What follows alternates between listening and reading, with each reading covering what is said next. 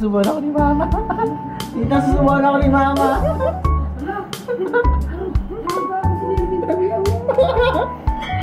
Ang cute naman ni Mama.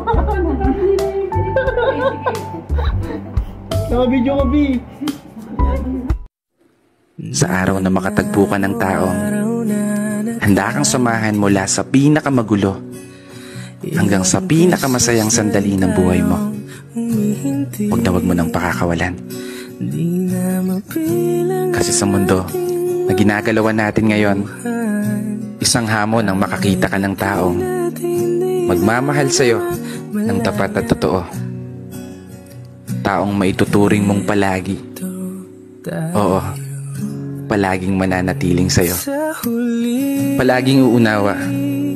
Palaging magpapahalaga. Taong tatanggapin ka ng buong buo maging sino ka pa. Ano man ang estado mo sa buhay o kulay ng paa.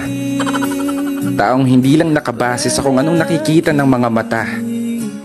Taong bigla na lang magliligalig nang hindi mo alam ang dahilan. Ay, mali pala. Taong makakasama mong mangarap at abutin ito ng sabay. Taong aalalay, lalo sa mga panahong tatakot kang tumulay.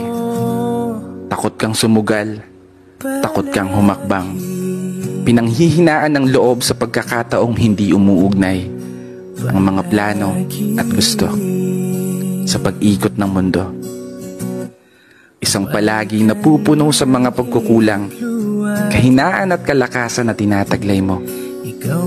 Isang tao na maniniwala sa'yo. Isang tao na palaging magpapaalala na kaya mo, na magagawa mo abutin ng tagumpay.